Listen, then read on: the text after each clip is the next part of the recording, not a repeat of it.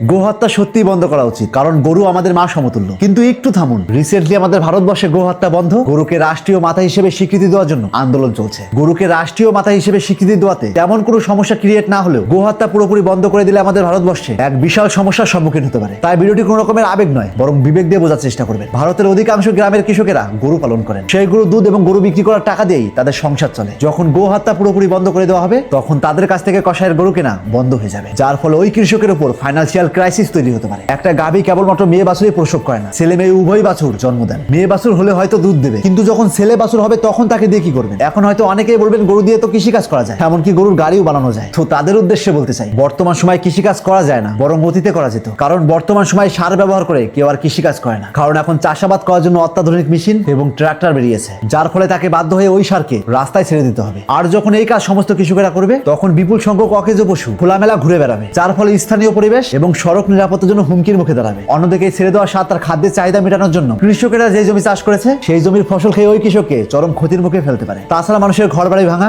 রাস্তায় যেখানে সেখানে শুয়ে থেকে অ্যাক্সিডেন্টের মতো মারাত্মক দুর্ঘটনাও ঘটাতে পারে। এছাড়াও মৃত পশুর ঠিকঠাক সৎকার না হলে রোগ ব্যাধি ছড়ানো কিংবা পরিবেশের দূষণ ঘটাতে পারে। গরু সাধারণত 20 থেকে 25 বছর বাঁচে, কিন্তু দুধ দেয় 10 থেকে 12 বছর পর্যন্ত। বাকি সময়টা পশুকে খাওয়ানো এবং তার চিকিৎসার খরচ বহন করা অত্যন্ত ব্যয়বহুল, এবং সরকারি গোশালাতেও জায়গার অভাব এবং সঠিক ব্যবস্থাপনার অভাবে পশুদের কষ্ট পাওয়ার সম্ভাবনা থাকে। তার মানে গোহত্যা বন্ধ করার মাধ্যমে ইনডাইরেক্টলি সেই গরুকে কষ্ট দেওয়া হবে এবং কৃষকদের খরচ বাড়িয়ে দেওয়া হবে। আমাদের দেশের অনেক কসাইখানাকে কেন্দ্র করে প্রচুর মানুষের জীবিকা নির্বাহ করে। হঠাৎ করে যদি গোহত্যা বন্ধ করে দেওয়া হয়, তবে মাংস কাটার কর্মী, মাংস প্রক্রিয়া করা কেন্দ্র এবং পরিবহন ব্যবস্থার সঙ্গে যুক্ত বিশাল সংখ্যক মানুষ তার জীবিকা হারাবে। এই যে আমরা যে সমস্ত লেদারের সোয়েটার বা জিনিসপত্র ব্যবহার করছি, তার কাঁচামাল গরুর চামড়া চাহিদা অনেকটাই আমাদের দেশ পূরণ করে। কিন্তু গোহত্যা যখন পুরোপুরি বন্ধ করে দেওয়া হবে, তখন বাধ্য হয়ে অন্য দেশ থেকে চামড়া আমদানি করতে হবে। এতে যেমন দেশের অর্থনীতির ঘাটতি, ঠিক তেমনই ইনডাইরেক্টলি অন্য দেশ থেকে চামড়া আনার ফলে গোহত্যাকে সমর্থন করেই যাবে, কারণ ওই চামড়াগুলো গোহত্যা করেই আমাদের দেশে রপ্তানি করবে। আর সবচেয়ে বড় সমস্যা যেটা হবে, হিন্দু মুসলিমদের মধ্যে বিশাল দ্বন্দ্ব তৈরি হবে, যেখানে গোহত্যা রক্ষা করার চাইতে মানুষ রক্ষা করাই কঠিন হয়ে পড়বে। কারণ যখন কারো অধিকার কেড়ে নেওয়া হয়, তখন সেই ব্যক্তি ক্ষুব্ধ হয়ে উঠবেই, সে হোক আপনি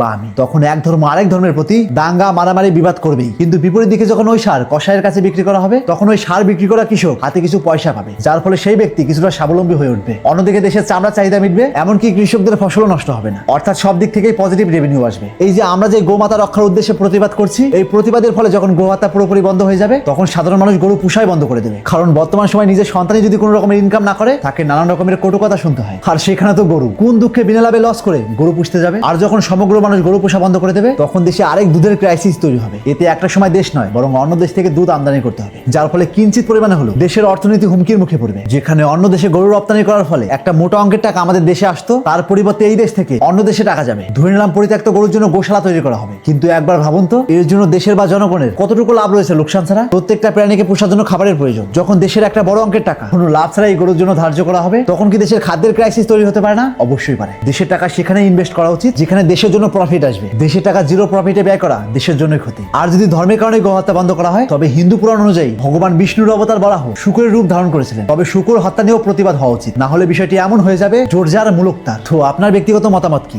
গোহত্যাকে সত্যি বন্ধ করা উচিত? আপনার মূল্যবান মতামত কমেন্ট বক্সে লিখতে একদম ভুলবেন না। তাই আজ থেকে চোখ খুলুন আর এরকম ইন্টারেস্টিং ভিডিও প্রতিনিয়ত পাওয়ার জন্য তাপস এক্সপ্লোরার পেজটিতে ফলো দিয়ে রাখুন।